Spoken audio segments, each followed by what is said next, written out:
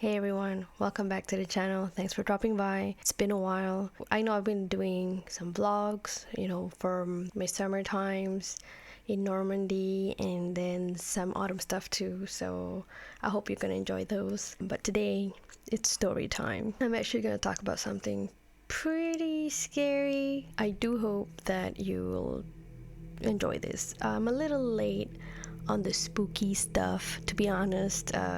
Halloween was like almost a month ago, but better late than never, I guess. So in Malaysia, we don't even celebrate Halloween. We just love horror all year round. So that's why I thought this would suit anyone really who's interested. Okay, what are we going to talk about today? We're going to talk about the haunting of Villa Daniela. So Villa Daniela Beach Resort. Let's start from there. What is that? It's a beach resort. Where is it? It's in Kelantan on the east coast of Malaysia, like maybe 45 minutes from Kota Baru from the airport, located in Bacho, nearby to Tok Bali. So this beach resort is actually founded and built by my late mother, Datuk Siti Hamidah. Datuk Siti Hamidah had a dream, and it was to accommodate friends and families to come and gather and talk about stuff and just have like family quality time together. So it really started small. The idea was small. The land was big though. It was 8 acres, I think, 8 acres of land. We started with just actually our personal summer home. So it was just a bungalow, 3 rooms, couple bathrooms, and a huge living room, huge kitchen, stuff like that. So we started with just going there every time we were on holiday when we had vacation. After that, she decided to go through with it because at that time she was still working in corporate. She was still in Kuala Lumpur, main city of Malaysia.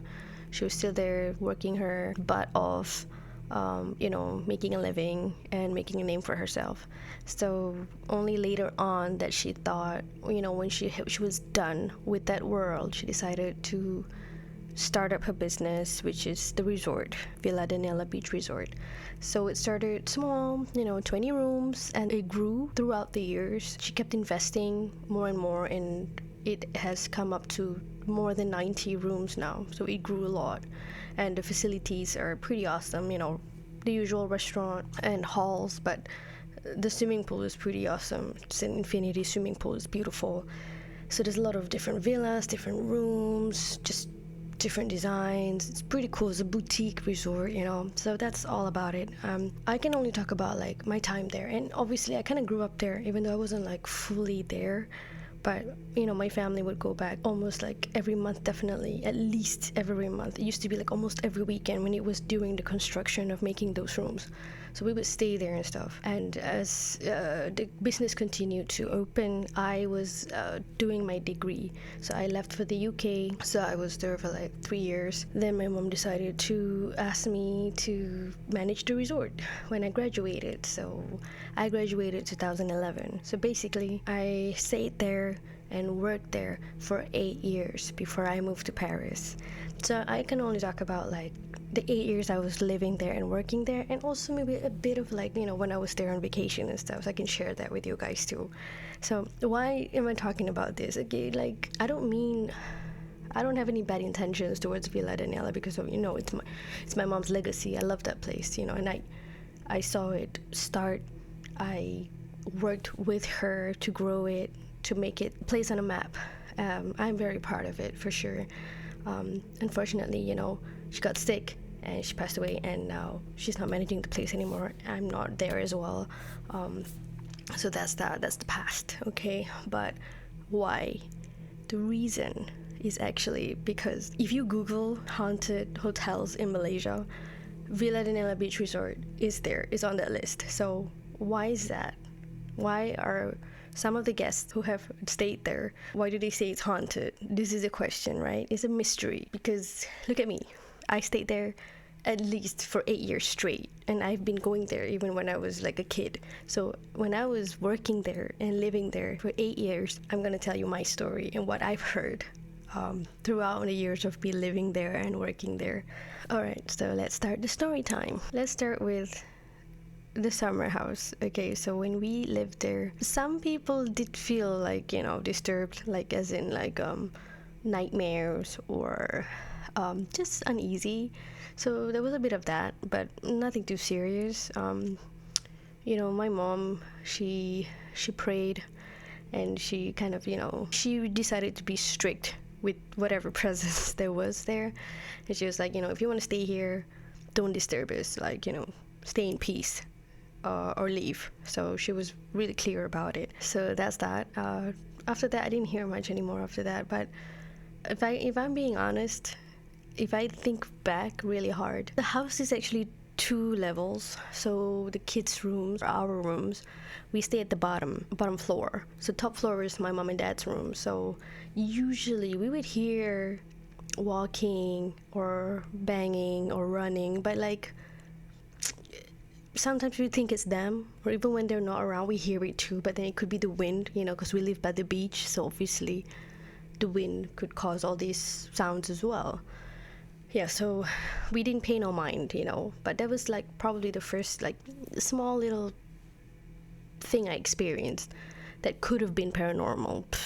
Moving on, what other stuff that has been happening? So when I first started working there, I lived in one of the wooden houses, wooden villas.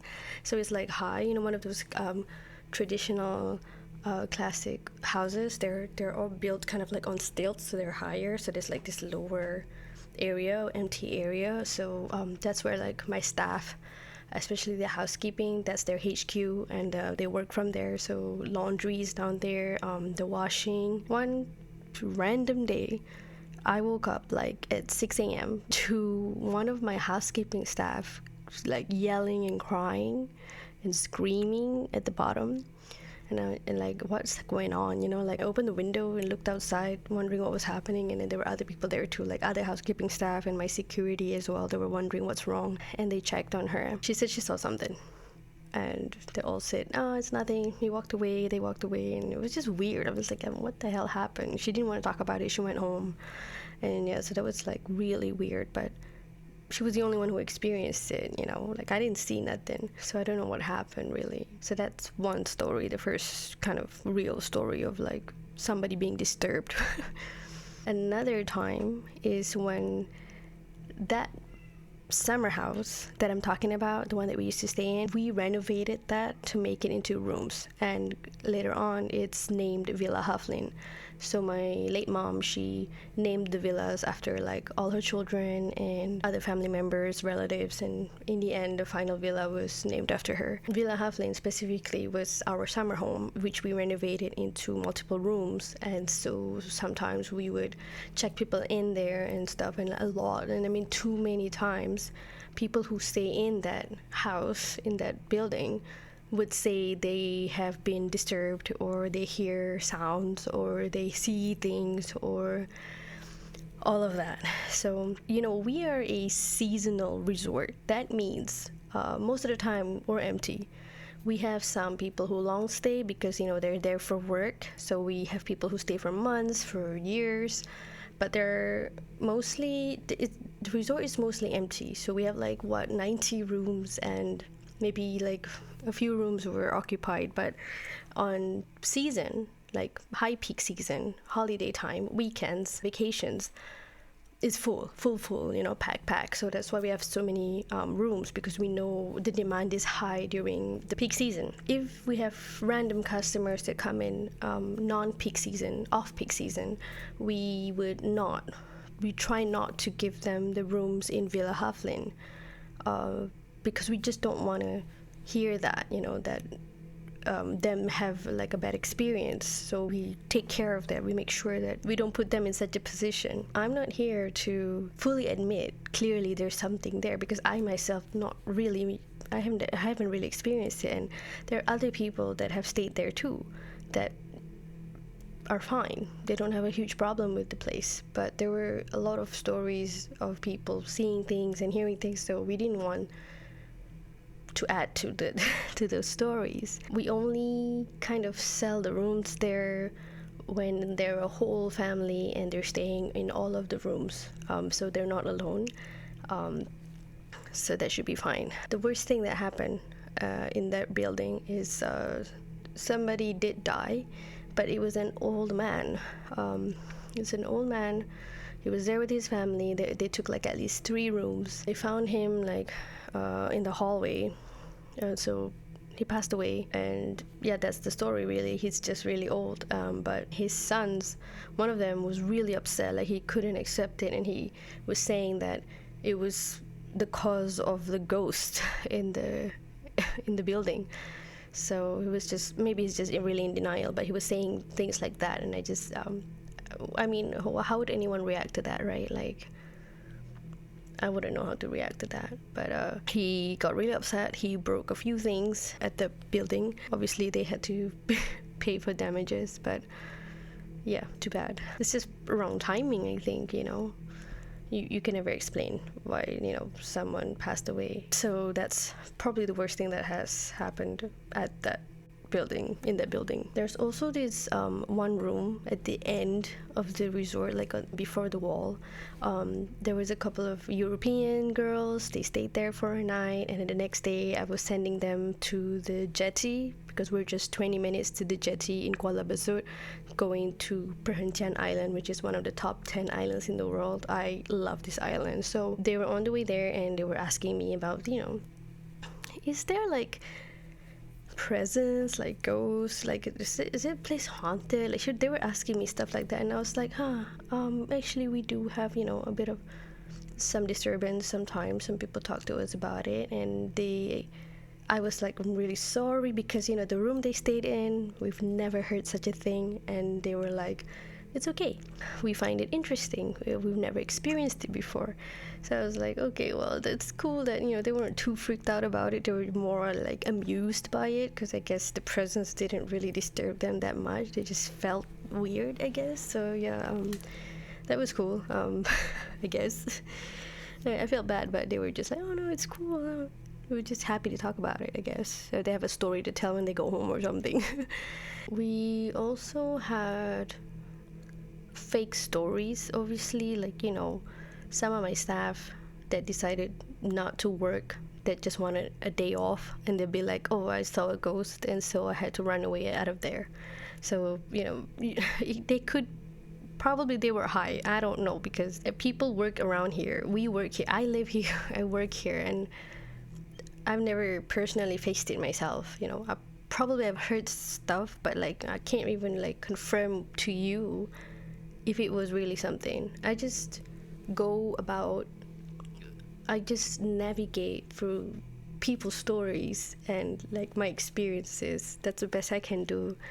But if you ask me personally, it's just never truly happened to me, like truly, like I see a ghost or I hear a ghost. I can't say that, you know, because it hasn't happened. I think the worst that happened to me is when I was staying at the latest Villa Datuk Siti, named after my late mother. When I stayed there, you see, because it's salty air, some of the lights, they don't survive. So they just don't turn on and on again, or, you know, the lights are not so good because of the salty air. So I slept in one of those rooms once. They are connecting rooms. Some of them are connecting. And so the connecting door to my mom's room was open that night. And as I was sleeping, I couldn't sleep. I was uneasy. And then I looked into her room and the lights went on. And then after a while, the lights went off. So that's as scary as it gets. Obviously, I went in there and I, you know, switched off the lights and everything. But yeah, I mean, some nightmares, you know, but that's not all the time. I told you, like, I lived there for the longest time, and that's it. Like, sometimes, like, come on, you have nightmares anywhere you sleep, you know. That's my story about the haunting. Like, I don't really know if it's true. Maybe some people are just unlucky, or they have a stronger sense, like, you know, they're medium, so they can see and feel things more or hear things more. It really depends, because we've had like tons and tons of customers, families, couples, kids, like older people, every type of person and people have checked in and they're fine. And you have like those little, you know, some of them that come back and say, oh, it was scary, oh, there are ghosts here, or stuff like that. But if it's true, let's say there is a presence there, if you ask me, I think, I'm just having a theory here. My theory is that, we had a war. We were colonized by the British, and then the Japanese came to colonize us, and then there was a war between them. They fought. A lot of them died. It could have been a lot of death on the beach, in the waters, or anywhere around. And I'm thinking that's what's going on. Like, there are a lot of uneasy spirits from the beach, right? We have South China Sea, we have the beach, we have whatever history, ancient history between the Japanese and the British when they fought. I'm just connecting the dots because here in France, Amelie's family are from Normandy, and she told me that there's a lot of ghost stories there too.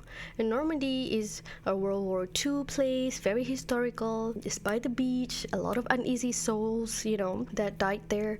So I'm thinking, hey, beach, soldiers, war, and the same in Kelantan too, especially where we are. So I'm thinking that's why. Probably sometimes these uneasy souls, they kind of disturb the situation. They have a uneasy presence, that's my theory. So yeah, that's about it. Thanks for tuning in. Any one of you who are interested, to check it out yourself to see if it's really that scary, or you could probably have a really good holiday because it's by the beach and it's beautiful. You can go to the island from the resort. I mean, honestly, it's a great stay. I stayed there for 8 years, and I used to think that place was paradise. So yeah, it's beautiful. Okay, and I don't think it's scary at all. Like, I'm there 24/7. I'm there in the daytime, it's beautiful. Nighttime, it's beautiful. A little bit scary, but only because, come on, and of course, nighttime when it's dark, it's always scarier. Any place can be more eerie when it's dark, So that's my story. That's my experience. So all you've got to do is tell me if you experience anything, and if you plan on checking it. And yeah. So I'll see you guys in the next one, alright? Peace.